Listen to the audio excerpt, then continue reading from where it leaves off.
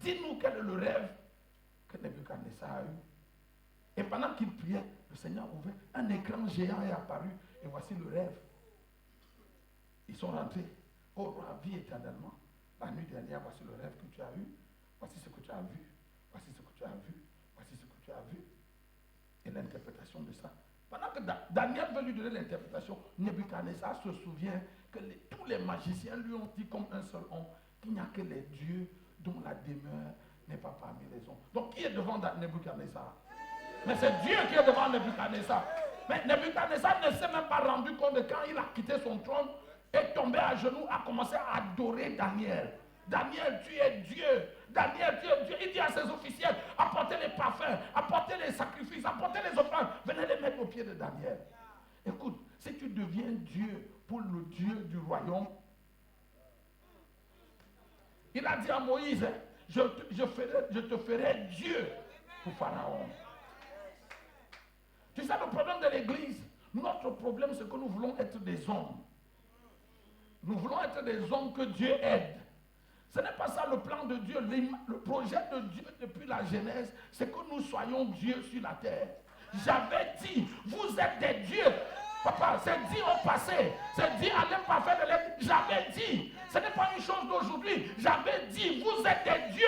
Vous êtes tous les fils du Très-Haut. Malheureusement, je regrette de constater que vous tombez malade comme les hommes. Vous mourrez comme les hommes, vous avez la grippe comme eux, vous attrapez le palu, vous faites la diarrhée, comme les... Vous n'êtes pas en... Écoute-moi bien, en dehors de ta Bible 8 secondes, et du fait que toi tu vas à une église évangélique, alors qu'eux ils vont dans les autres genres d'églises, dans les autres genres de choses, la seule différence entre vous, c'est seulement le genre d'église où tu vas.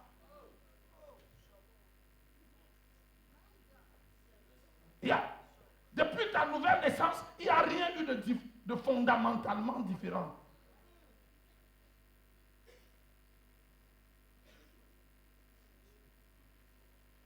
Bon, toi, tu es chrétienne, c'est ça, non? Tu ne mens pas. Tu ne fais pas d'adultère. Tu ne voles pas. Non? Est-ce que tu sais qu'en Côte d'Ivoire où tu vis, il y a des musulmans? Ils ne mentent pas. Ils ne volent pas. Ils ne font pas d'adultère. À leur travail, ils sont légaux. La différence entre vous, c'est que toi, tu vas à l'église et lui va à la mosquée.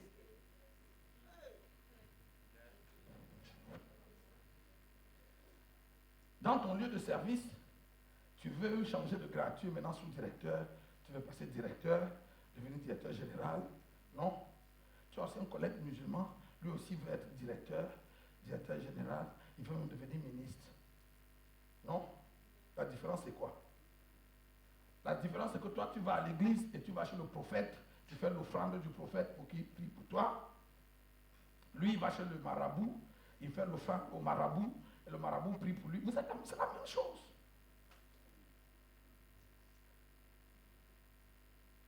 C'est comme si on parle de Cotonou et on veut aller à Douala. Toi, tu utilises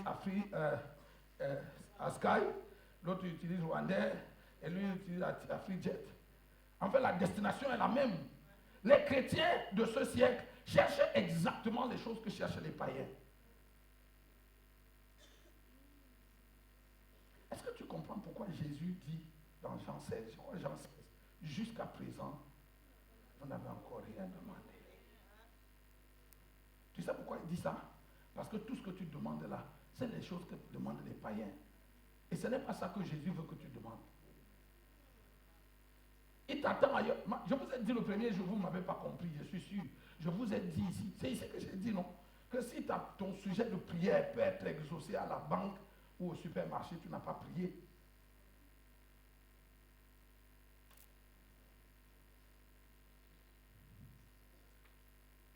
Je peux le redire.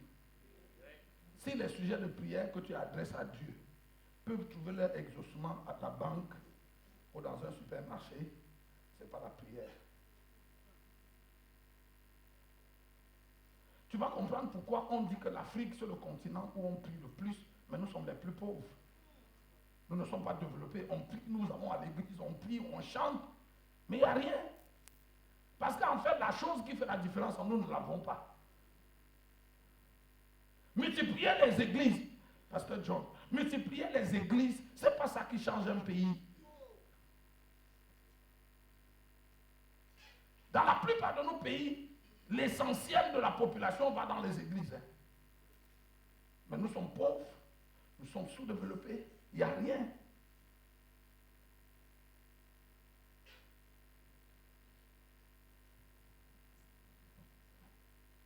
Are you here?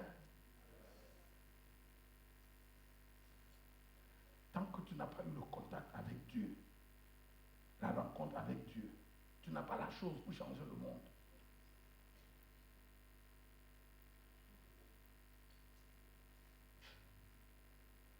Can I tell you the truth? Sans vous choquer, non? Même si vous êtes choqué, c'est le dernier jour.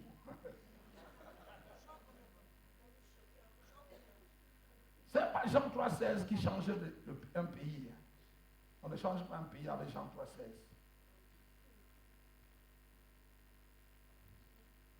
On a mis les Bibles dans tous nos hôtels. Les Gédéons ont fait un bon travail. On a mis les Bibles dans les hôpitaux, on a mis les Bibles dans les prisons, on a mis les Bibles dans les hôtels.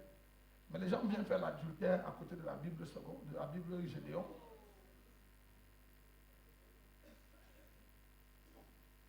Dans les hôtels où vous dormez, vous ne voyez pas la Bible posée là. On pose la Bible, je peux mettre 3 condoms. C'est vrai ou c'est pas vrai? J'avais dit, vous êtes des dieux. Papa, les 4 petits garçons là, 21 ans à peine, ils étaient nos enfants, c'est-à-dire à l'âge de Shiloh. Les 4 garçons sont comme Shiloh, comme mon fils. Ils ont tenu Babylone d'une main. À cause d'eux, on a changé la constitution de Babylone 2 fois.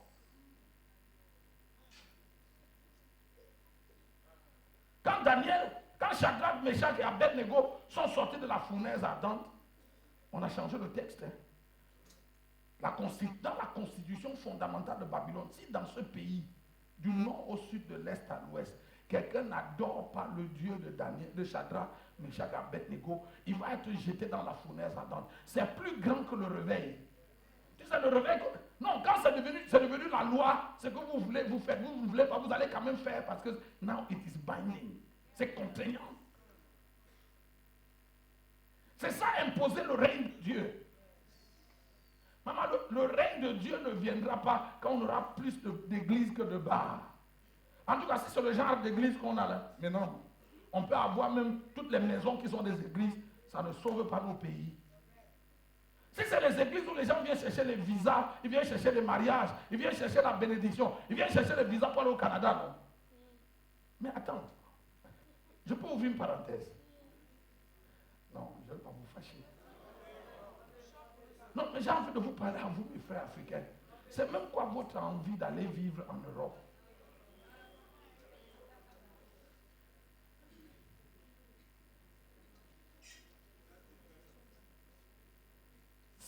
C'est le symptôme d'une maladie grave.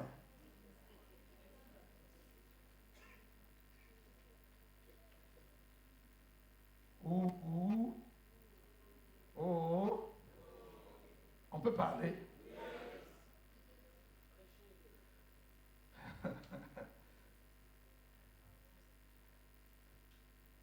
Pourquoi tu penses que c'est en Europe que c'est mieux? C'est un logiciel qu'on a planté, c'est ici. Hein.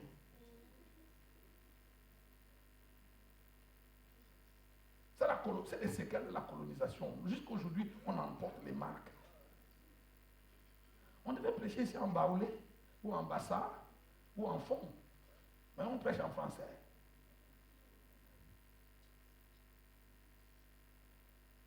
Nous tous là, notre rêve, c'est que quand mon enfant va passer le bac, il faut que je l'envoie étudier en France. Il faut que je l'envoie étudier en Europe, bien aux États-Unis. Et quand tu envoies ton enfant aux États-Unis, tu sens que tu as fait quelque chose qui est au-dessus. Tu n'as rien fait, tu es le plus malade de nous tous. Mais je te dis la vérité. Il faut laisser haut. Regarde, moi, j'ai fait l'école au Cameroun. Pas à Yaoundé. J'ai fait l'école au village.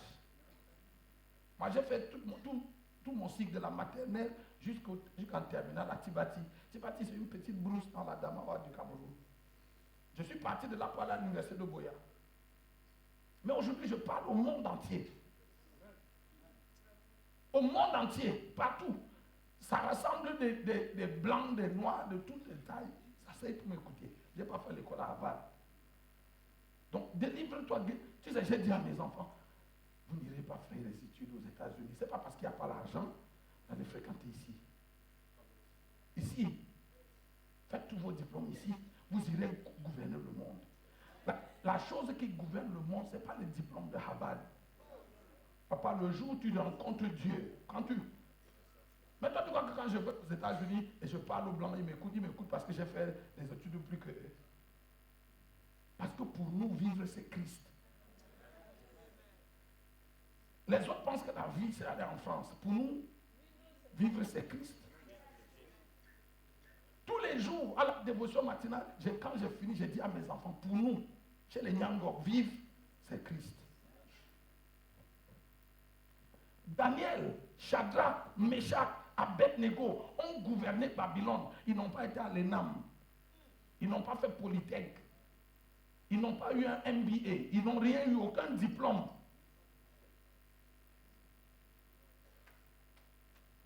Est-ce que Nyangok est en train de dire que vous ne devez pas aller à l'école?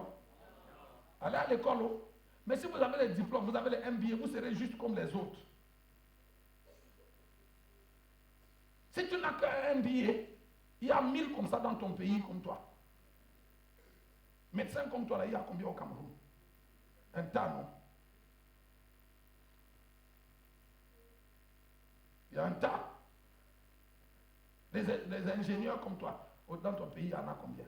Un tas, on en fabrique chaque année. Donc la différence entre vous, c'est quoi? Il n'y a rien. Tu es un chercheur d'emploi comme tout le monde.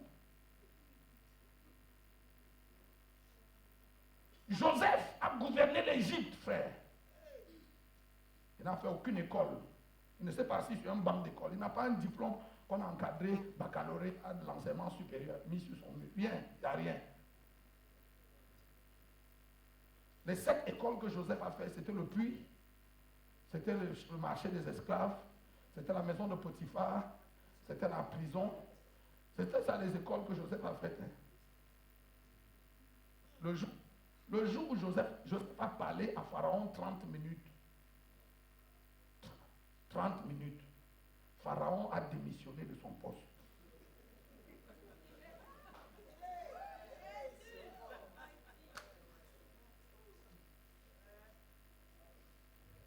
Je dis la vérité. Quand Joseph a fini de parler à Pharaon, il était assis sur le trône. Pharaon s'est levé. Il a dit à Joseph, je ne peux pas gouverner ce pays quand tu es là. Écoute, voici là, je te donne l'Égypte. Gouverne ce pays. La seule chose, ne t'assois pas sur le trône.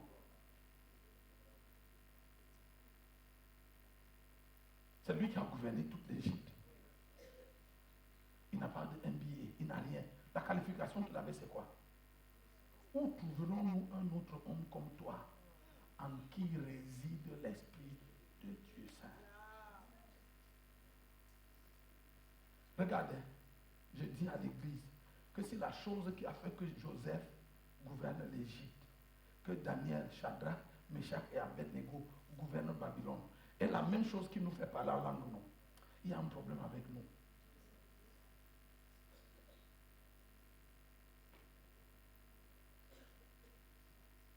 Et tu sais comment on va remédier à ça? Il faut retourner dans le lieu secret. We have to go back.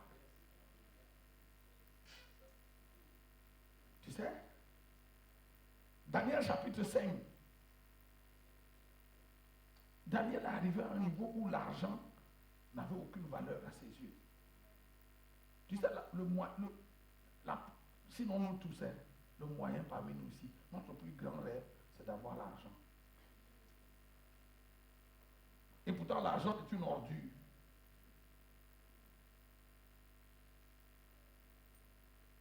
Tu sais, quand on voit les pasteurs, quand on voit un pasteur, dans notre siècle-ci, quand tu dis que tu es pasteur, on dit va aller chercher d'offrande.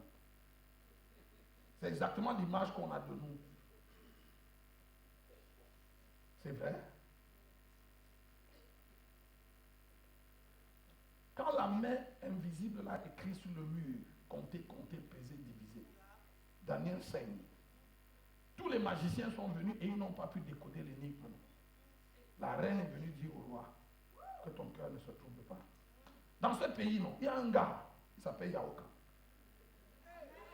Il y a un garçon dans ce pays, Daniel, du temps de ton père, on a trouvé chez lui, c'est elle qui a dit, lisez-moi Daniel 5, il faut que vous ne pensez. Daniel 5, verset 10.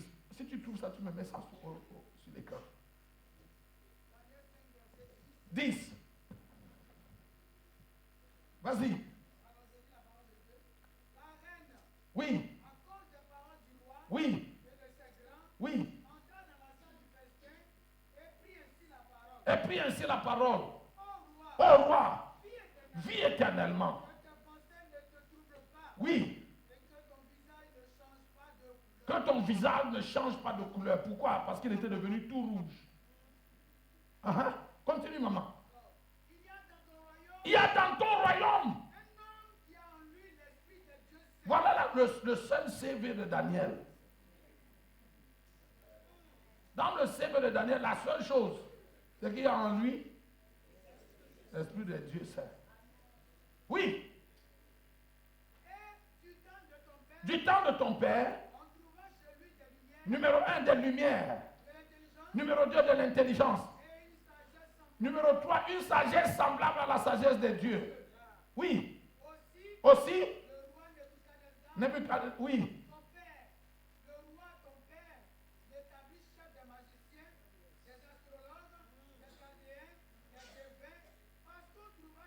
On trouva chez lui, chez Daniel, Belshazzar. Numéro 4, un esprit supérieur de la science et de l'intelligence. La faculté d'interpréter les rêves, d'expliquer les énigmes, de résoudre les questions difficiles.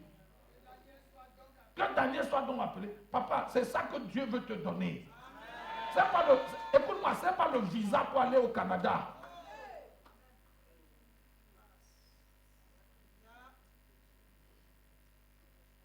Donc, tu vois que we have a wrong focus. Nos jeûnes et nos prières nous amènent dans la mauvaise, ne nous amènent pas dans la bonne direction. Regarde, quand on a trouvé ce genre de choses chez toi, non, tu ne cherches plus l'argent, maman. Tu cherches l'argent. Pour faire quoi avec? Non, maman, on a fini continue de lire, continue de lire. Elle est où? Oui, continue. Que Daniel soit amené. Oui. Alors Daniel fut introduit chez le roi. Écoute, le roi est là avec tout son gouvernement. Imagine le président de ton pays avec tous les membres du gouvernement et le corps diplomatique. Parce qu'on a dit le roi et tous les grands. Ils étaient dans la salle de festin. Écoute ce que le roi va dire. Es-tu ce Daniel? Attends, pause maman, pause. Tu sais, les vrais généraux de Dieu ne sont pas ceux que vous voyez sur Facebook et sur... Ce gars était dans l'Empire, le roi ne le connaissait pas. Hein. Parce que dans votre pensée babylonienne, les grands pasteurs, c'est ceux qui sont au palais, qui sont à la télé, qui font du bruit, qui font du buzz. Ce gars-là, avec toutes les facultés qu'on a trouvées chez lui, là, il est caché dans l'Empire, il est là. Et le roi lui demande, es-tu ce Daniel? Il ne le connaissait même pas. Quand nous irons au ciel, on sera choqués. Hein. Les plus gradés au ciel ne sont pas ceux que vous connaissez sur la terre.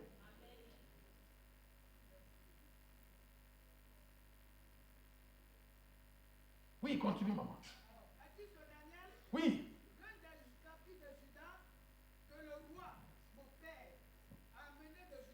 Oui. Oui, numéro 1. Numéro 2. Numéro 3. Numéro 4. Oui.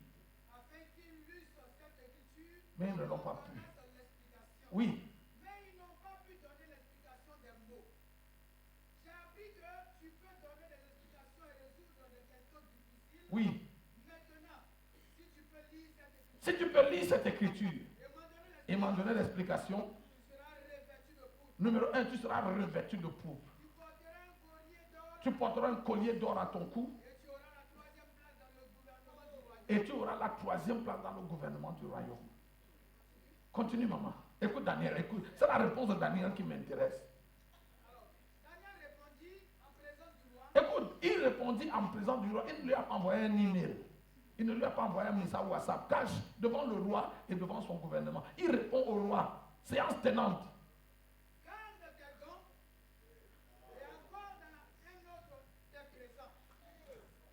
Ah, maman, tu lis trop vite. Garde tes dons et accorde à un autre tes présents. Tu ne peux pas m'acheter. My value is beyond market. Maman, la grâce de Dieu que tu portes, on ne peut pas l'acheter avec une offrande.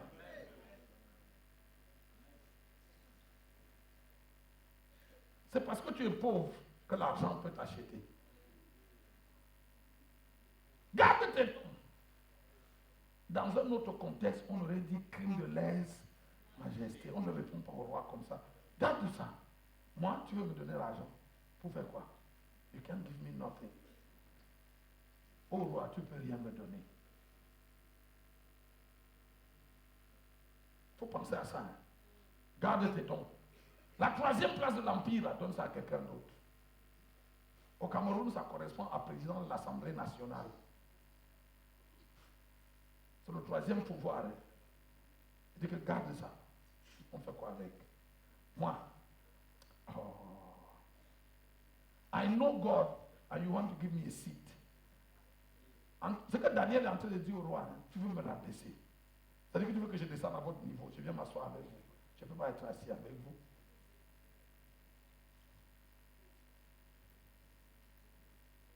J'ai toujours dit à Maman Béa que je ne comprends pas comment quelqu'un peut être appelé de Dieu pour être pasteur et il laisse le ministère pour aller être président de la République.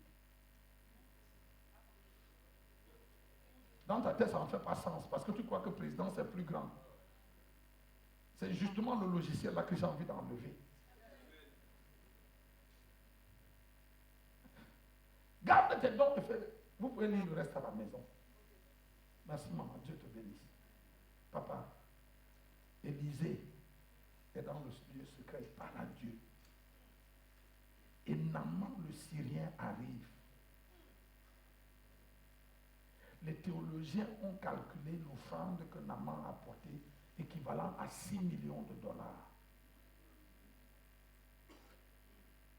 Il vient pour voir l'homme de Dieu avec 2 lettres, la recommandation du roi de Syrie et la recommandation du roi d'Israël. Et puis il arrive et Élisée ne sort pas pour lui parler.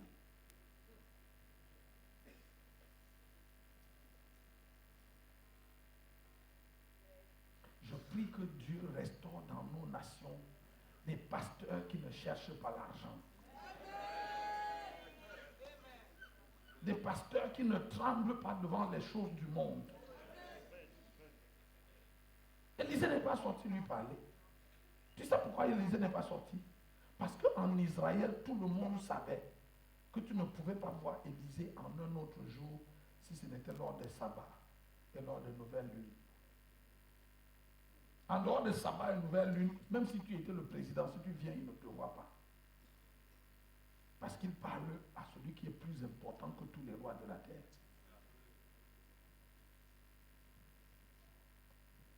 Donc il n'est pas sorti parce qu'il ne snobait pas Naaman. Non, il ne le snobait pas. C'est que he came on the wrong day. Il est venu un mauvais jour. Si tu n'as pas de vie secrète avec Dieu, tu n'as pas de relation avec Dieu. Regarde, si toute ta vie de prière, c'est demander à Dieu de t'aider à... Regarde, les chrétiens demandent à Dieu de les aider à obtenir des choses que les païens obtiennent sans Dieu.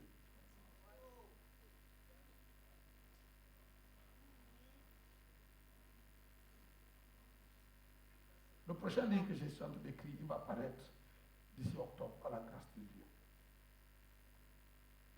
J'étais en train de le finaliser l'autre jour. Tu te souviens, moi, ce livre-là, le diable l'a déjà volé dans mon ordinateur 3 fois. Je suis en train d'écrire un livre pour expliquer aux chrétiens c'est quoi la prière.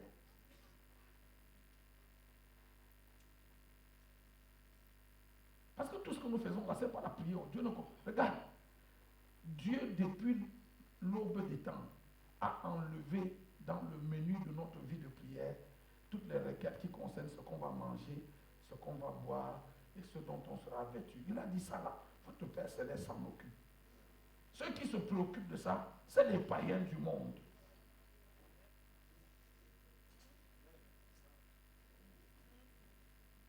C'est vrai. Il dit, ne vous préoccupez pas de ce que vous allez manger, de ce que vous allez boire, de ce dont vous serez vêtus. Toutes ces choses, ce sont les païens du monde qui s'en préoccupent. Votre Père Céleste sait que vous en avez besoin. Cherchez plutôt. Regarde, il n'a pas dit premièrement. Luc n'utilise pas premièrement, parce que le premièrement de Matthieu nous a envoyé en brousse. Quand on a vu le premièrement de Matthieu, on a pensé que bon, quand on a fini de prier, après maintenant, il y a deuxièmement. Il n'y a pas un deuxièmement. Il dit cherchez plutôt le royaume de Dieu et sa justice, et toutes ces autres choses, en temps de besoin, le Seigneur les donne. Il dit petit troupeau, votre Père Céleste a trouvé bon de vous donner le royaume. Ce que le Père veut nous donner, c'est le royaume. Et le royaume de Dieu, c'est le gouvernement de Dieu qui vient s'imposer sur le gouvernement des hommes. La chose qui va gouverner nos nations et qui va en faire des royaumes de notre Dieu et de son Christ, c'est que son règne vienne. Donc, regarde, on a développé pendant des décennies une fausse philosophie à l'Église. Au lieu d'envoyer les gens chez Dieu, on a envoyé les chrétiens étudier. On a dit il faut étudier. Et aujourd'hui, Dieu merci, on a des professeurs, on a des docteurs, on a à tous les niveaux, sur l'échelle académique, on a tous les grades dans l'Église, c'est vrai. On a des médecins de tous les ordres, des spécialistes, dans toutes les spécialités dans l'Église maintenant, tu en trouves. On envoie les chrétiens en politique, on les a envoyés dans le monde du commerce. Mais on a fait tout ça dans ton pays comme dans le mien. Personne ne respecte l'Église. Dans mon pays, même plus grave. Non, les églises dans mon pays n'ont presque aucune reconnaissance juridique. On vit seulement par la miséricorde, par la tolérance administrative. Il ne faut pas que le sous-préfet de votre arrondissement se fâche. S'il se fâche, il vous ferme tous et rien ne lui arrive. Et pourtant, on a des colonels, on a même des généraux, à tous les niveaux, ils sont grands, ils sont frères en Christ, mais aucun pouvoir. Parce que le règne de Dieu ne se trouve pas dans les choses que les hommes du monde peuvent avoir sans Dieu.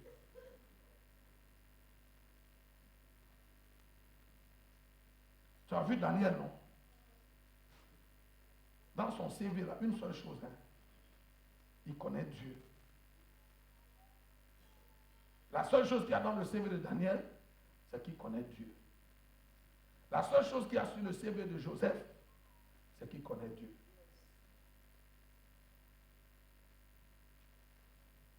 Paul même, le gars qui a fait l'école jusqu'au plus haut niveau, il dit, 1 Corinthiens chapitre 1, verset 17, ce n'est pas pour baptiser que Christ m'a envoyé, mais c'est pour annoncer l'évangile. Et ceci sans la sagesse du langage, afin que la croix de Christ ne soit pas rendue vaine. Le jour où le gars a vu Jésus, il a jeté ses diplômes, il a quitté les amphithéâtres. Tu sais, nous on utilise Jésus comme l'échafaudage pour avoir les diplômes et pour avoir les choses que Paul a jetées. Parce qu'on n'a jamais vu Jésus, on ne l'a pas vu, on ne le connaît pas.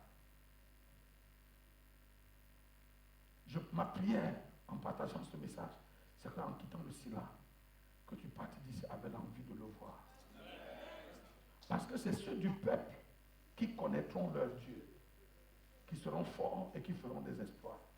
Il n'a pas dit ceux du peuple qui auront des informations au sujet d'eux. You gotta know him, tu dois le connaître. C'est pas comme on a dit, je l'ai vu, il m'a parlé, je lui ai parlé.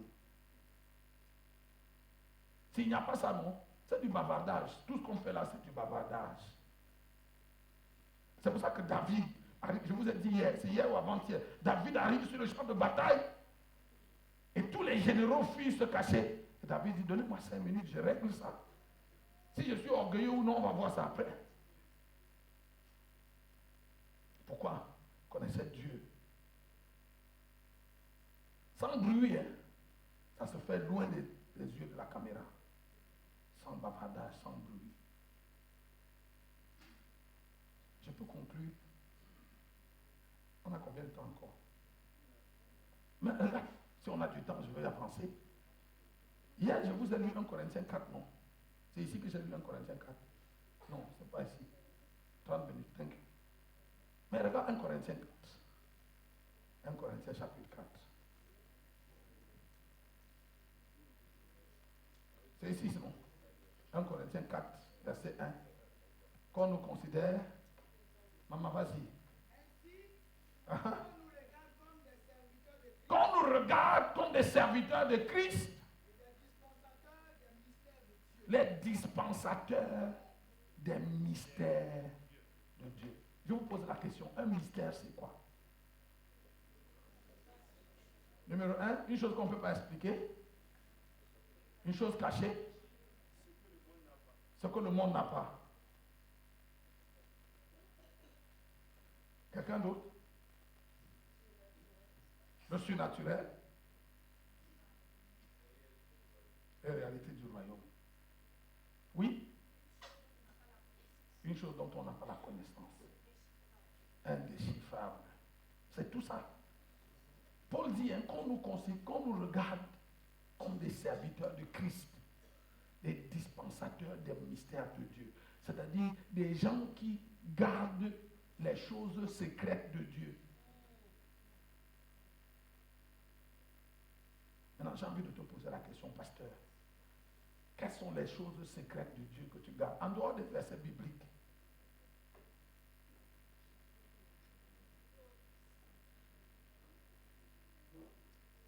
Je suis dans le Nouveau Testament. Pourquoi tu ne penses pas que je parle d'une science de l'Ancien? Parce que vous allez me dire l'Ancien Testament. Je suis dans le... C'est Paul qui dit les dispensateurs des mystères de Dieu. C'est-à-dire, et tu sais, j'étais en train de prier et le Seigneur m'a dit, pour être un dispensateur, il faut d'abord en être un dépositaire.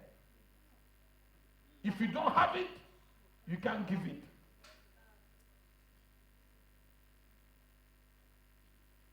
Maman, pour que tu sois un dispensateur, c'est qu'on nous regarde comme des serviteurs de Christ.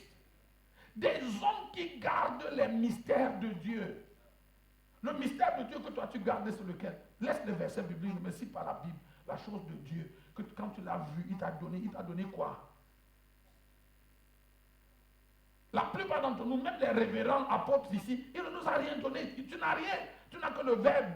Tu peux seulement citer 1 Corinthiens, 2 Corinthiens, expliquer le texte, faire un sens, et les gens disent Amen. Ils rentrent. Les mains vides, le ventre vide.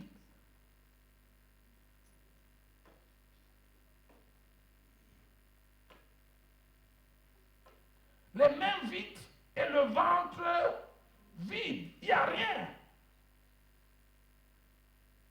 Si un jour, les prêtres du vaudou sortent ici à Cotonou et ils lancent un défi aux pasteurs, ils rassemblent tous les pasteurs, ils disent venez, vous allez faire pour vous, on fait pour nous.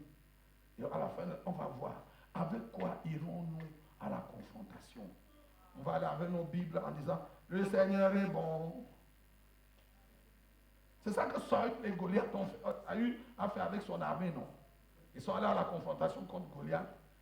Et ils ont passé 40 jours. Goliath a copieusement insulté Dieu et insulté l'armée de Dieu et personne ne lui a répondu. Parce que c'était les ventres vides. La bouche vide et le ventre vide, il n'y a rien. You don't have it. Qu'on nous considère désormais comme des serviteurs de Christ, des dispensateurs des mystères de Dieu. Regarde, je te lis un autre texte, 1 Corinthiens 2, 7 et 8.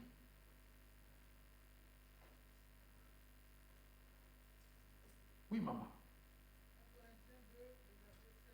Oui, c'est une sagesse que nous prêchons parmi les parfaits. Vas-y. Nous prêchons la sagesse de Dieu, Oui. mystérieuse et cachée. Elle est comment? Mystérieuse et cachée. Verset 6. Comment c'est verset 6? Cependant, Oui. c'est une sagesse que nous prêchons parmi les parfaits. Parmi les parfaits. Quand il parle des parfaits, il ne parle pas des gens qui sont au ciel. Il parle de certains parmi les chrétiens matures. parmi les croyants matures. C'est une sagesse que nous prêchons parmi les parfaits, oui. Maman, une sagesse qui n'est pas de ce siècle, ni des princes de ce siècle, oui. Qui vont être anéantis. Vas-y. Nous prêchons la sagesse de Dieu, mystérieuse et cachée, que Dieu, avant les siècles, avait destinée pour notre gloire. Merci. La sagesse de Dieu, mystérieuse et cachée. Écoute-moi bien, Juliette. La gloire de Dieu ne se trouve pas dans les habits que tu portes. La gloire de Dieu ne se voit pas par la voiture que tu conduis. C'est même pas l'argent que tu as en banque. C'est pas ça la gloire. Il dit, hein, c'est une sagesse que nous prêchons. Elle est mystérieuse, elle est cachée. Que Dieu avait prévu avant quoi? Avant les siècles, pour notre gloire. La vraie gloire de l'Église se trouve dans ces mystères que Dieu a cachés. Et tant que tu ne les as pas trouvés, tu es dans la débrouillardise des fils de l'homme.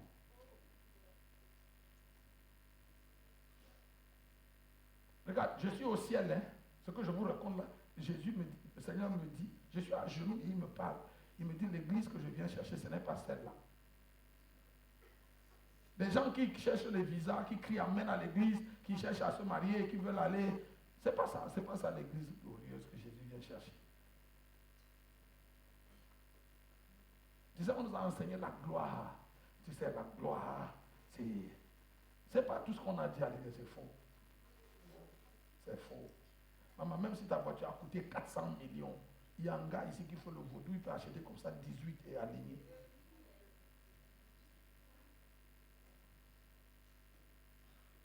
C'est vrai? Donc quand tu appelles ta voiture luxueuse là, la gloire de Dieu, il y a un païen qui te voit passer et dit, regarde, c'est chrétien. Mais il y a des choses de Dieu. Si tu les sors quelque part, personne, aucun humain ne peut répondre. Paul dit qu'on nous considère comme des serviteurs de Christ, des dispensateurs des mystères de Dieu. Dieu doit, quand tu rencontres Dieu, il doit te donner quelque chose que les hommes ne connaissent pas. Papa John, un garçon de 16 ans, comme David était, humainement parlant, il ne peut pas déchirer un lion. Il n'a pas le muscle pour le faire, il ne peut pas. Mais tu sais, c'est les mystères de Dieu. Il a tué le lion et Dieu lui a dit, tu gardes ça. Ça, c'est entre nous deux. C'est ça la relation de Dieu, David et Dieu. Si tu n'as pas ça, non, tu n'as pas de relation. Tu as seulement la connaissance générale de tout le monde. Tu gardes ça, ok? Et puis là, tu es lousse. Il a dit, tu gardes ça. Dieu lui a montré comment on tue le lion et comment on tue. C'est pour ça que dans le psaume 144, il dit, béni soit l'Éternel mon rocher qui exerce mes mains au combat et mes doigts à la bataille. C'est Dieu qui lui a appris à faire ça. Donc il connaît l'art de faire la guerre, pas parce qu'il était à Saint-Cyr ou à l'école supérieure de guerre, non. Dieu lui a appris ça dans le lieu secret. Donc le jour où il va tuer Goliath, la chose qui était en lui là se réveille. Il a ça. Il n'est pas en train d'essayer de voir si Goliath va mourir. Non. Il sait que Goliath va mourir.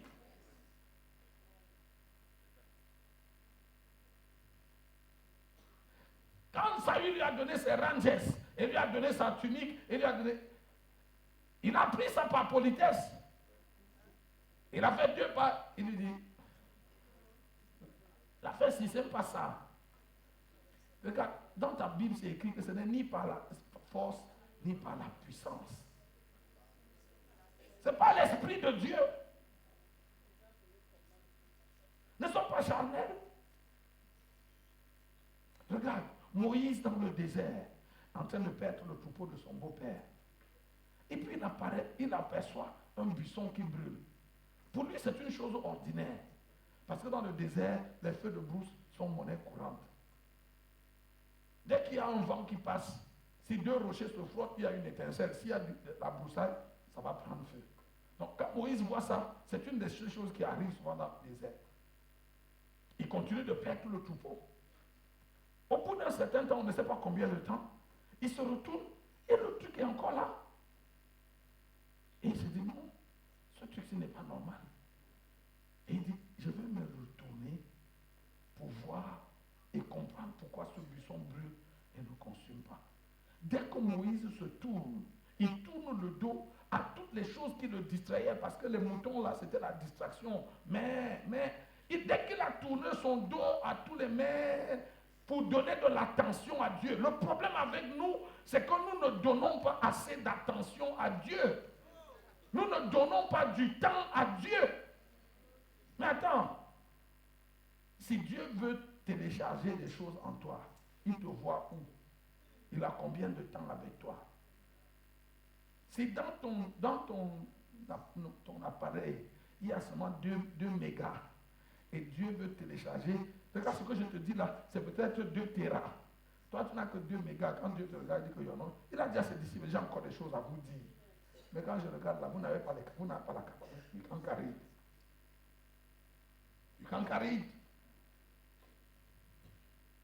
Je vous ai dit l'autre jour qu'aucune femme ne tombe enceinte de son mari s'il se rencontre seulement en public. Pour que ces choses-ci que je vous explique arrivent, il faut que tu passes du temps dans le secret. Pas pour lui demander les chaussures et la robe et les... Non. Ça là, c'est dans la page d'hiver. Quand on a fini, non? Et puis en passant, on dit, ok, bon, pour les make-up, on cherche ça, c'est réglé. Les annexes que tu cherchais ont été trouvées. Non? Ça là, c'est les divers. Mais la vraie chose, non, c'est ce qu'il devait recevoir chez Samuel. Il a rencontré Samuel, il a reçu l'onction, il a reçu ce que Dieu avait prévu pour lui, et puis maintenant les annexes et tout ça là. Mais nous allons dans la prière, dans le lieu secret, pour parler des divers. Et quand tu arrives, et vraiment tu insistes, Seigneur, vraiment, le mariage, si tu ne me donnes pas le mari cette année, je ne sais pas ce que je vais faire. Il te regarde et dit, bon, si c'est ça, si c'est de ça que tu veux parler, vraiment j'ai mieux à faire. Maman, chaque fois que tu entres dans la chambre secrète pour parler avec Dieu, dis-toi qu'il a des choses à te dire. Il pense à la Côte d'Ivoire. Il pense à quoi? À la Côte d'Ivoire. Et il veut que toi et lui vous parliez de ça. Mais quand toi tu viens, tu lui dis que vraiment le loyer, le lait de l'enfant est fini. Et que la voiture là, vraiment, ta vieille voiture là, s'il peut changer ça, non. Il veut parler de toute la Côte d'Ivoire. Hein. Il veut te parler de comment. Et tout ce qui te préoccupe, c'est le lait de l'enfant et changer de voiture. Il dit, bon, ça va, je vais te changer la voiture, je vais te donner le lait. Mais tu n'es pas la personne. Il continue d'attendre. Regarde, depuis que Moïse est la mer, Dieu piaffe. Dieu est derrière le buisson et il piaffe d'impatience que Moïse se tourne. Tant que Moïse ne s'est pas tourné, Dieu ne lui a pas parlé. Écoute-moi, depuis que tu es ici, Dieu piaffe d'impatience parce qu'il attend le moment où tu vas te retourner et lui donner un peu d'attention pour qu'il te parle. Tu sais, il nous a dit, lève-toi, va à Ashland, parce que là-bas, je vais te parler. Je vous ai dit ça, non? Et on est arrivé là-bas et il nous a bloqué 3 mois. Enough time for him to download. Est-ce que toi, tu as du temps? Quand tu pries en regardant la montre. Hein? Tu as prévu que ça va durer 30-45 minutes, parce qu'après ça, tu vas aller ailleurs. Il sait, non? Il sait que tu n'as que 45 minutes. Le sujet qu'il veut traiter là dure 4 heures de temps. Tu n'as que 45 minutes. Donc il ne peut même pas commencer. Donc, depuis que tu es chrétien, là, ça fait 30 ans, il attend le jour où tu auras vraiment du temps.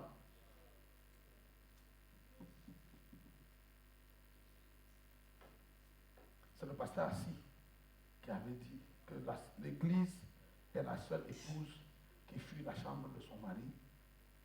Tu veux quand même que Dieu t'enseigne, hein? Mais tu fuis sa chambre. Tout ce que je vous dis là ne se fait pas en public. Hein. Ça se manifeste seulement en public, c'est la grossesse. C'est dans le lieu secret que tu l'apprends. Et puis nous, on voit seulement les effets. Quand on voit ton ventre pousser, on dit, oh, maman Bénédicte a appris. Non. La grossesse de Dieu est la même chose. Dieu ne nous enseigne, ce n'est pas aussi là qu'il va t'enceinte. Nous sommes ici pour te donner envie de rentrer dans la chambre. Donc, le vrai Sila va commencer demain. Dès qu'on va quitter ici et qu'on va rentrer chez nous, c'est là où le vrai Sila commence. Parce qu'il faut que tu rentres dans la chambre pour aller préparer les choses que tu as. Ce qu'on t'a donné ici, c'est les groceries. On appelle ça quoi? On t'a donné les vivres, on t'a donné du riz, du gombo, de la viande, du poisson. Tous les orateurs, on t'a donné. Il faut rentrer préparer. On t'a donné les ingrédients, il faut rentrer préparer. Si tu rentres chez toi et tu ne prépares pas, ta maison va rester affamée et tes enfants vont mourir de faim. Et pourtant, Dieu a pourvu la matière. Nous sommes ici pour te donner envie de rentrer dans la chambre. Regarde, dès que Moïse s'est tourné, Moïse, Dieu était là. Hein. Il est avec toi. Depuis que tu es sauvé, il est là. Hein. Il attend le moment où il va te dire, Sarah, Sarah. Il attend le moment où il va te dire, Alfred, Alfred. Le moment où il va dire, Honorine, Honorine. Et que tu t'arrêtes. Le lieu sur lequel tu te trouves est une terre sainte. Enlève tes souliers. Il a enlevé les souliers. Et Dieu lui a dit, approche. Il a approché. C'était le moment que Dieu attendait. Ça faisait 40 ans qu'il irait dans le désert. Depuis 40 ans, Dieu cherche le moment où il peut capter l'attention. Dieu a dû fabriquer un feu artificiel et se mettre derrière. Quand tu vois Dieu arriver à ça, non, c'est qu'il a utilisé les voies douces. Là maintenant, c'est le buisson Adam, là, c'est le forceps. Souvent, Dieu est obligé d'utiliser la méthode forte. Comme avec Job. Je vous ai parlé de Job l'autre jour. Oui, avec Job. Dieu veut se montrer à Job. Il veut faire passer Job à un autre niveau. Mais le gars est riche. Tu sais, les humains, hein, je disais à Maman Béa l'autre jour, même les pasteurs, et c'est très, très courant parmi les pasteurs. Dès qu'un pasteur est à l'abri du besoin, tu vois comment ils se notent même Dieu. Entre nous les pasteurs, souvent on se rencontre dans nos forums, vous êtes même orateur dans une conférence, et puis tu vois un gars, il vient là.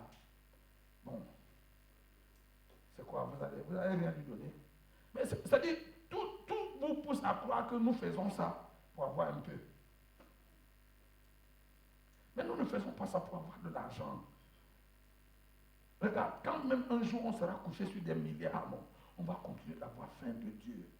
De le chercher comme si notre vie ne tenait qu'à ça. Parce qu'en réalité, notre vie ne tient qu'à ça.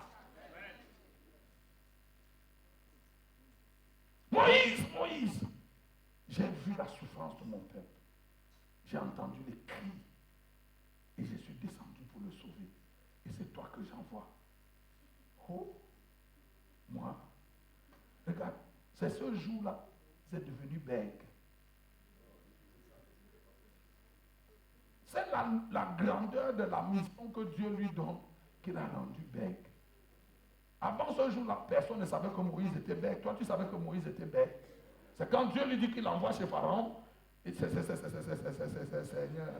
tu veux m'envoyer chez Pharaon.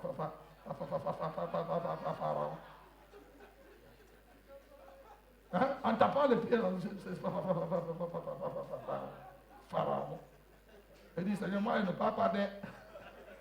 Si tu cherches quelqu'un à envoyer chez Pharaon, prends mon grand frère Aaron. Aaron est éloquent. Aaron est grand de taille. Aaron, c'est un homme imposant. Quand tu le vois même, tu sens un homme d'État. Dieu dit à Moïse, je vais prendre Aaron. Je vais même l'utiliser pour toi. Mais l'homme que je veux, c'est toi que je veux, c'est pas Aaron. Et Moïse, il dit, non, c'est Seigneur, moi, un papa d'elle. Et Dieu lui demande, qu'est-ce que tu as dans ta main? Il dit que ce n'est qu'un bâton, c'est mon bâton de berger. Si c'est sur ça que tu comptes pour que j'aille chez Pharaon, il n'y a rien. Et Dieu lui dit, jette ton bâton. Et Moïse jette le bâton.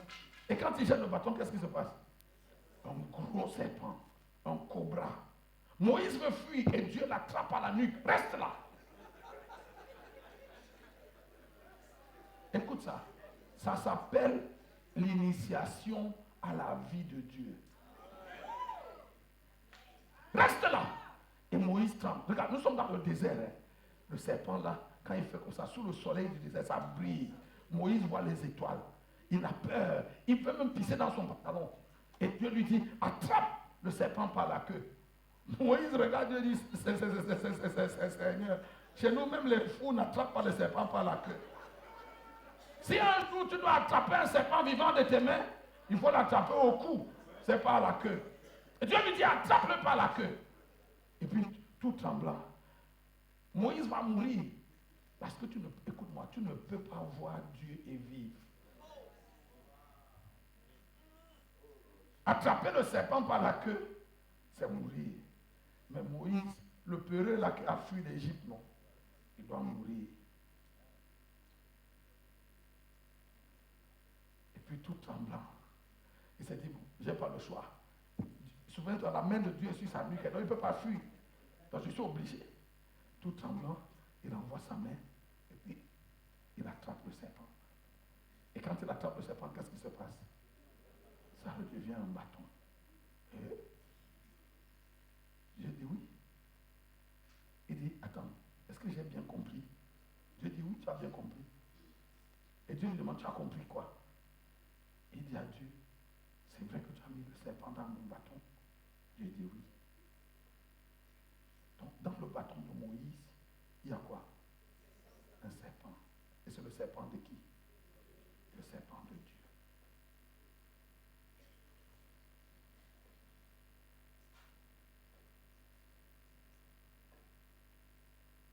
Dieu donne le serpent à Moïse.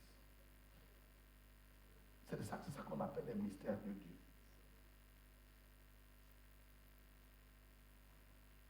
Et Dieu dit à Moïse, est-ce que tu es maintenant prêt à aller en Égypte?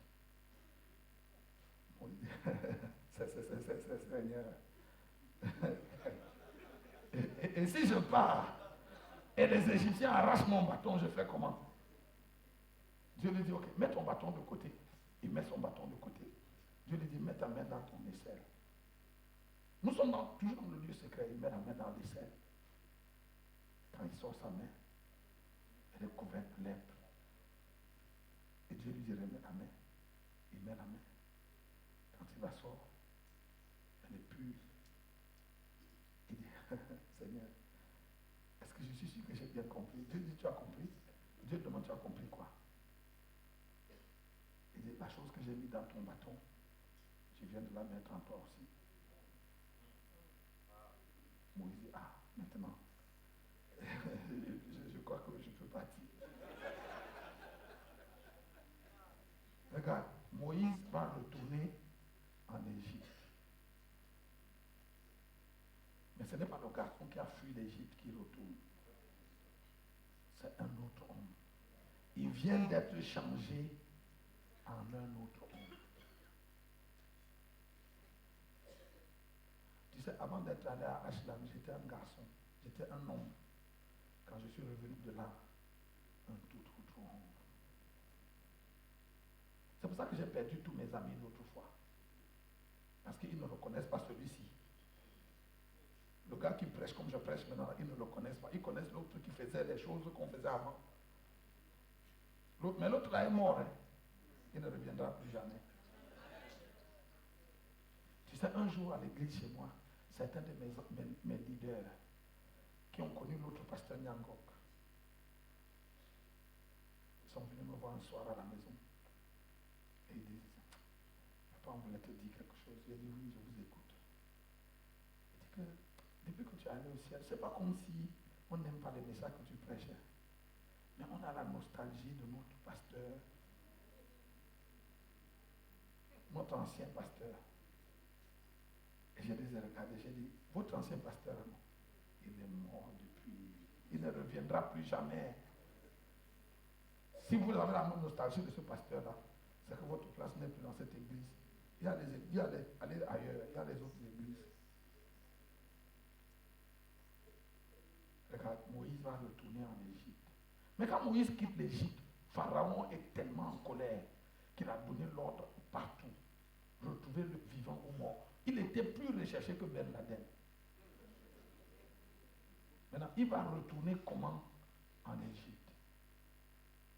Il va atterrir dans quel aéroport? Dès qu'il va se poser, on va voir son passeport, on va le prendre. Mais Moïse n'aura plus besoin d'aéroport pour retourner en Égypte.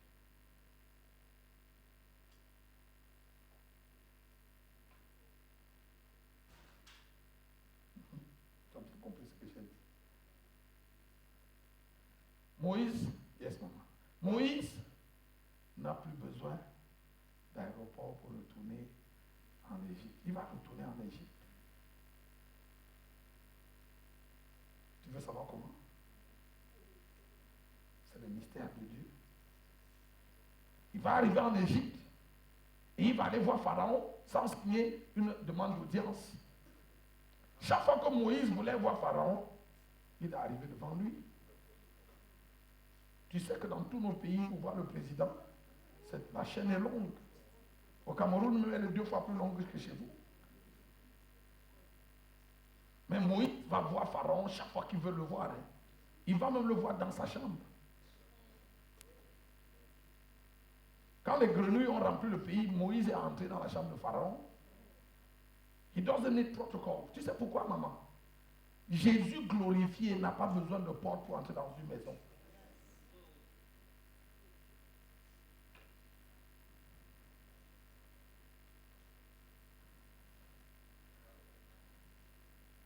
Donc Moïse va arriver chez Pharaon le premier jour.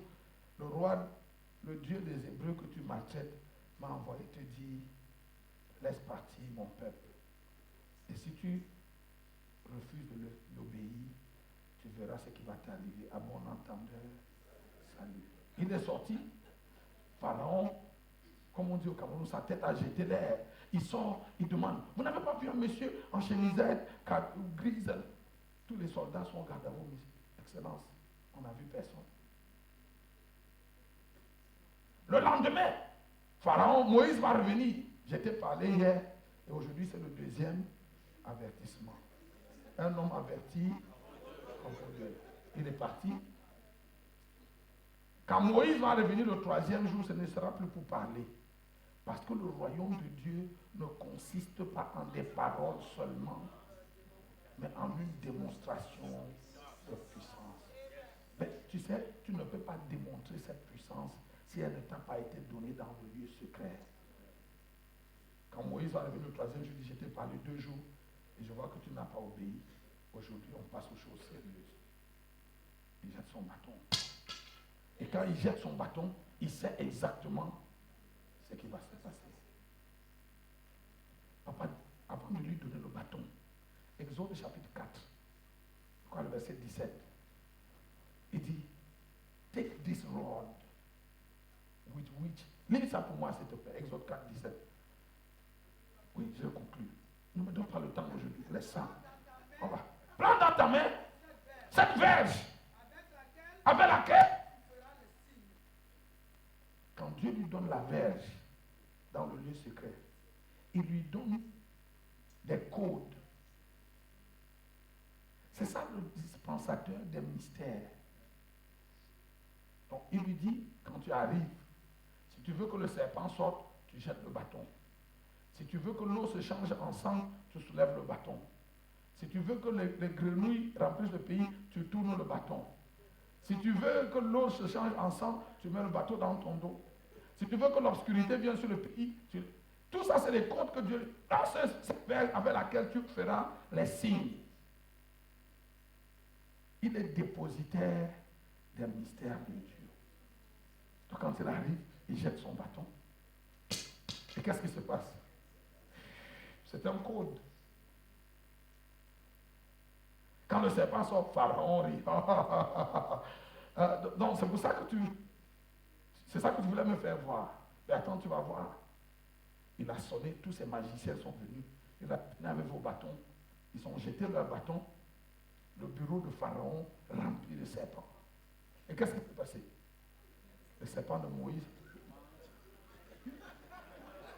Il a avalé tous les serpents. Et puis, sous les yeux des magiciens, Moïse a remis sa main.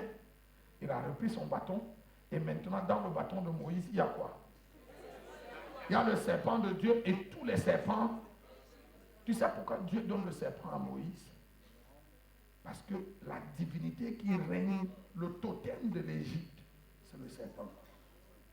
Donc, Dieu ne peut pas t'envoyer au milieu des serpents avec un visage d'homme.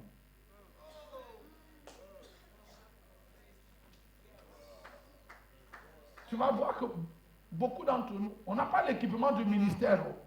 On n'a que la bonne foi. Et notre Bible lui seconde. Et depuis là qu'on est sur le terrain, c'est la miséricorde de Dieu qui fait que tu n'as pas encore été consumé. Quand il prend le bâton là, il y a maintenant ici le serpent de Dieu et tous les serpents d'Égypte. C'est maintenant que Moïse va commencer à frapper l'Égypte. Parce que Jésus a dit que tu ne peux pas entrer dans la maison d'un homme fort et prendre ce qui est à lui avant de l'avoir désarmé. Nous, on n'a pas encore désarmé les rosicruciens, les francs-maçons, les bouddhistes, les gangaïstes, et les vaudouistes et tous ceux qui font du bruit dans nos pays. Et on veut prendre le Bénin. Vous allez prendre le Bénin avec quoi? On n'a pas les outils, maman. Ce n'est pas en construisant des cathédrales. Hein. Dieu merci pour les cathédrales, méga church. Mais est-ce qu'on ne peut pas prendre on ne prend pas le Gabon avec les méga church. Si tu n'as pas le truc, tu ne peux pas prendre le Gabon, tu ne peux pas prendre la Centrafrique, tu ne peux pas prendre le Congo, on ne peut pas prendre le Cameroun. Il faut avoir la chose. C'est ça que Paul dit, dispensateur des mystères de Dieu. Pour que tu comprennes ce que Paul dit dans 1 Corinthiens 15, verset 32, il dit, si c'est dans des vues humaines que j'ai combattu contre des bêtes d'Éphèse, alors mangeons et buvons car demain nous mourrons. Tu sais que ce que Paul est en train de dire? Pour prendre Éphèse, j'ai dû quitter la sphère des hommes.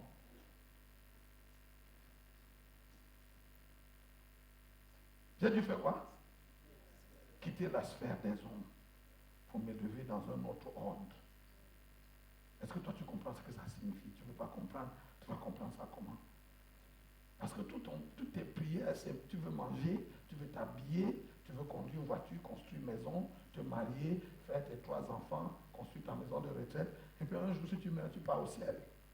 Tu ne sers à rien à Dieu. Si tu sais ça ton projet de vie, tu ne sers à rien à Dieu.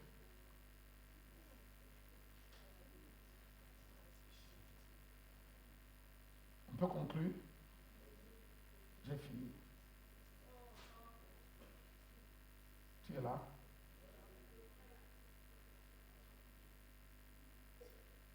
Des dispensateurs des mystères de Dieu. Chaque membre des chants unis doit devenir un dispensateur des mystères de Dieu. On peut se mettre debout.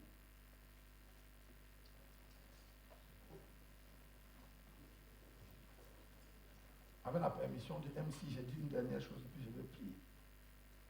Regarde, je vous explique simplement quelque chose que vous allez bien comprendre. Un jour, Jésus envoie la foule, Matthieu 14. Et il dit à ses disciples, entrez dans la barque et allez m'attendre de l'autre côté. Et la Bible dit que Jésus s'est retiré dans un lieu solitaire pour prier. Le soir étant venu, il était là tout seul. Et il a continué de prier jusqu'à la 4e veille de la nuit. C'est vrai? Donc Jésus a commencé à prier à la 4e veille du jour et il ne s'est pas arrêté jusqu'à la 4e veille de la nuit. Ça fait 12 heures de prière. Maman, Jésus ne voulait pas se marier. Il n'avait pas besoin d'habits, ni de chaussures, ni de visa pour l'enfance. Il ne demandait aucune des choses que nous on demande à Dieu dans la prière. Donc quand il prie 12 heures, là, c'est pour demander quoi? Regarde, après 12 heures, il marchait sur l'eau pour aller retrouver ses disciples. Quand ses disciples l'ont vu, leur exclamation c'est, voilà un fantôme. Tu sais, Jésus venait d'activer l'application fantôme.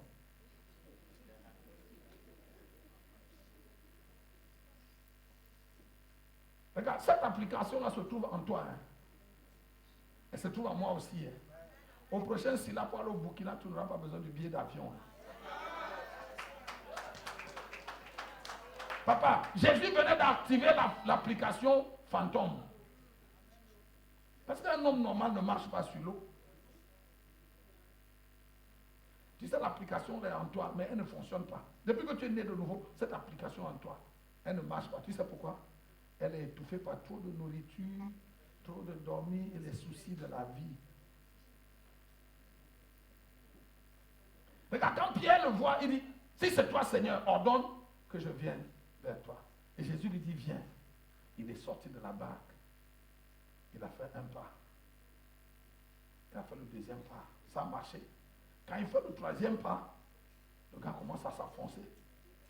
On dit que non, c'est parce qu'il a douté. Il n'a pas douté. Le gars a marché un pas, deux pas, il n'a pas douté. C'est même pas parce que le vent était contraire.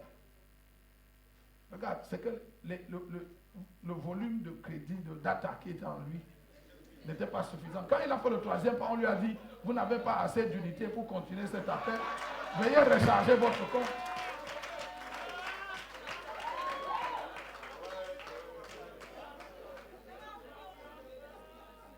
Julie, c'est pour ça que quand tu vas à l'hôpital, tu veux prier pour un malade de cancer. Quand tu poses ta main pour prier pour le cancer, je te chasse. Une fois tu dis que vous n'avez pas assez d'unité pour continuer cet appel. Veuillez recharger votre compte. Pierre ne priait, les gars, ils passaient le temps à manger et à dormir.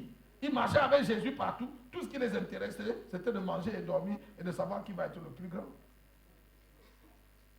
Mais tu sais, Jésus ne l'a pas porté sur le dos. Hein. Il avait déjà fait 1-2 pas, il était déjà en dehors de la barque. Il a quand même marché. Tu sais comment il a marché? Jésus l'a connecté à son Wi-Fi.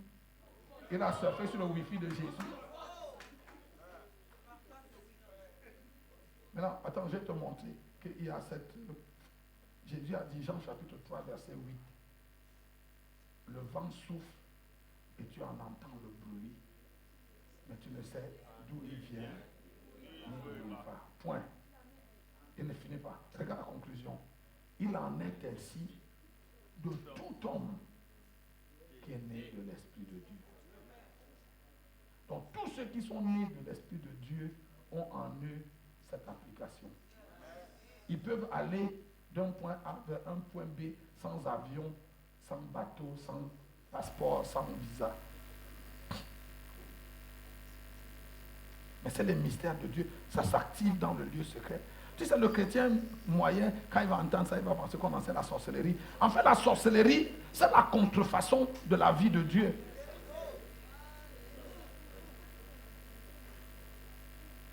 Vous êtes là? Voilà, on va prier. J'ai envie de prier pour vous, mais regardez, voici ce que je vais faire. Daniel, Shadrach, Meshach, Abednego, il leur a fallu 10 jours. Et quand ils sont sortis, toute l'histoire, tout ce que vous savez là, c'est de l'histoire. Ça s'est conclu en 10 jours. C'est vrai? Les disciples de Jésus, Pierre, Jacques, Jean, André et tous les autres, ils marchaient avec Jésus, passaient le temps à manger, à dormir. Et puis quand Jésus va partir, il va les prendre et les enfermer dans la chambre haute. Et les enfermer là-bas 10 jours. De l'ascension de Jésus à la Pentecôte, 10 jours. 10 jours après, quand ils sont sortis, ils ont mis Jérusalem sans dessus-dessous. La Bible dit d'eux qu'ils étaient des hommes sans instruction, des hommes du peuple sans instruction.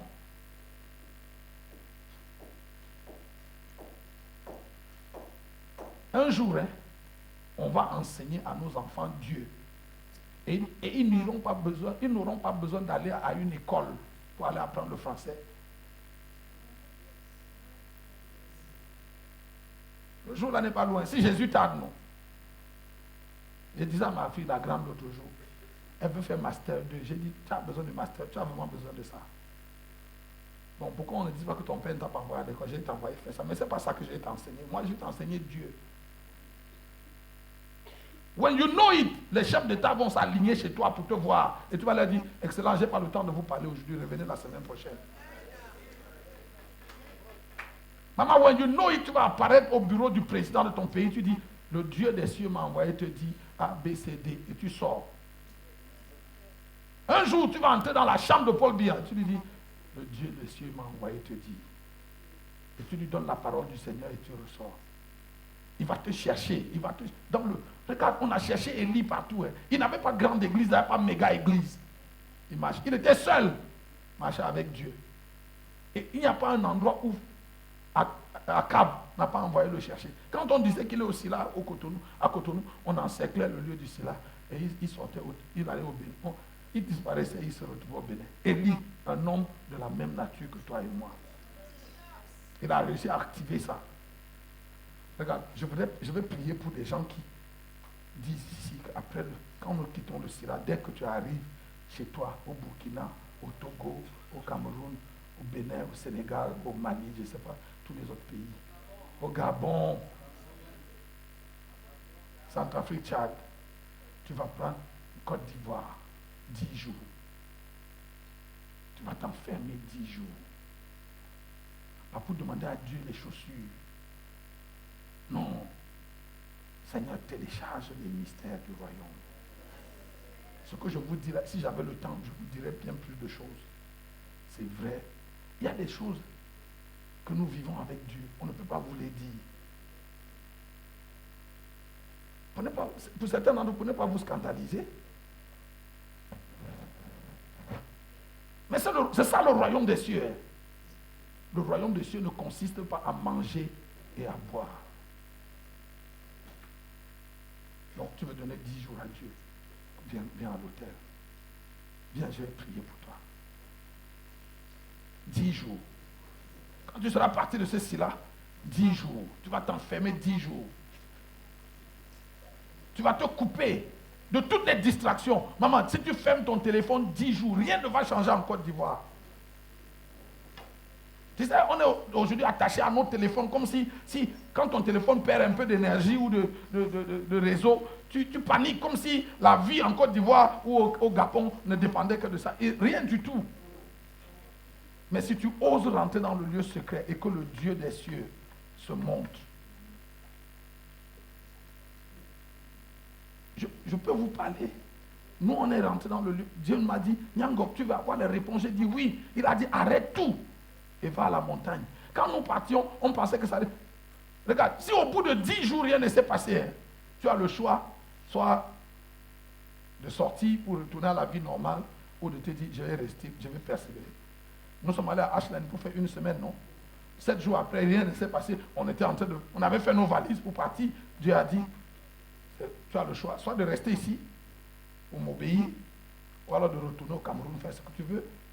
On est resté 3 mois. Papa, même s'il fallait rester 1 an à Ashland pour aller au ciel, même seulement une fois, le sacrifice, ça n'est pas trop grand. Amen. Amen.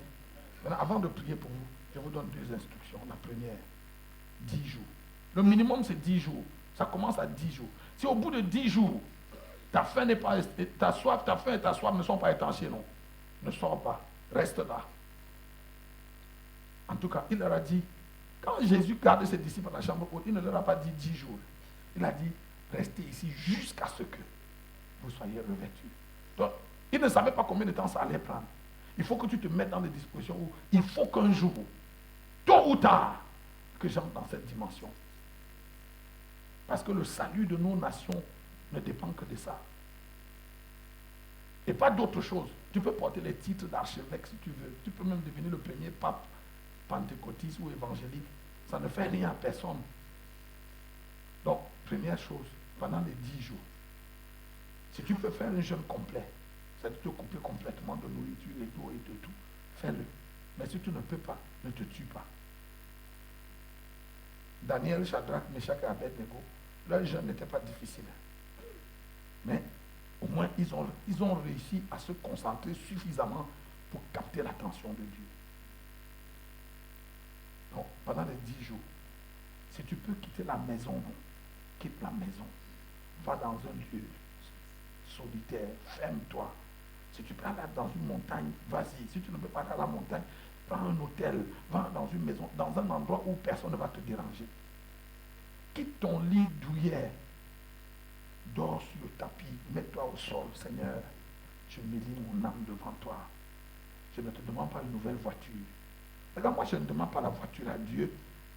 C'est les mystères. Seigneur, donne-moi les mystères du royaume.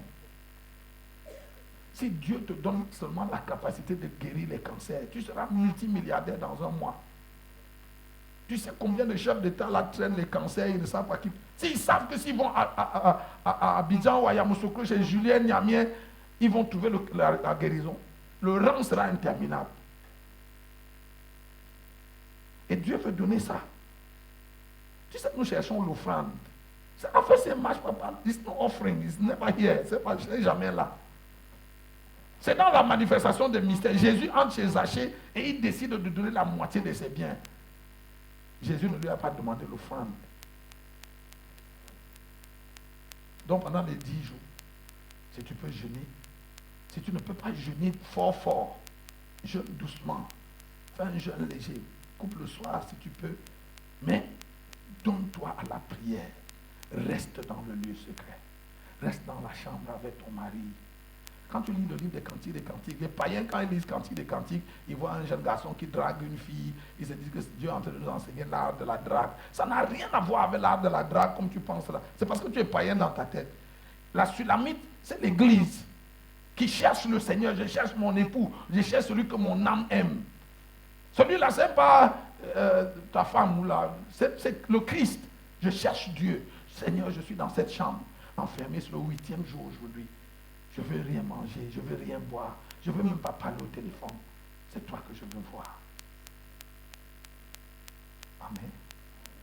Ça, c'est ma première consigne. La deuxième consigne. Regarde, si tu peux prendre les livres que nous avons apportés, il y a des choses ici que je veux te dire qui vont t'aider dans ces 10 jours. Mais je n'ai pas le temps. Si tu prends ces livres, ils vont t'accompagner dans les 10 jours. Entre deux veilles de prière, remplis-toi de cette parole. Regarde, quand tu seras en train de lire ces livres, non, tu vas m'entendre te parler comme tu es ici. Ça va te garder dans ces 10 jours. Vous allez sortir de là. Papa John, je te promets, j'ai fait partout dans le monde, quand je fais les raids apostoliques, j'envoie les gens dans ces 10 jours. Les témoignages sont renversants. En 2025, au Burkina, on va entendre. Avant même 2025, on va entendre des choses. Parce que Dieu est fidèle. Vous me chercherez et vous me trouverez si vous me cherchez de tout votre cœur. Lève tes mains devant Dieu. Père, voici ton peuple. Je le recommande à ta grâce. Tu as dit que pour être dispensateur des mystères, il faut d'abord en être un dépositaire. Je me tiens ici par la vertu de la grâce que tu m'as donnée. Alors que je prie pour mes frères et pour mes sœurs. Je les recommande à toi afin que rentrer dans leurs pays respectifs, au Burkina, au Togo, au Bénin, en Côte d'Ivoire, au Cameroun, au Gabon, au Tchad, en Centrafrique, au Sénégal, au Mali et dans quelques autres pays représentés ici. Seigneur, alors qu'ils s'enferment pour te chercher, je prie que le ciel se déchire. Je prie qu'ils vivent leur propre transfiguration. Je prie qu'ils aient leur rencontre personnelle avec le buisson ardent. Oui, Père, je prie que tu télécharges en ces hommes et en ces femmes ces vertus qui font des véritables héros de Dieu. Nous avons vu Daniel ce matin, nous avons vu Shadrach, Meshach et Abednego, nous avons vu David, Moïse, et la liste est longue. Paul, je prie que tu inscrives le nom de ceux-ci dans la liste des gens qui disent, oui, nous l'avons vu, et voici les choses qu'il nous a données.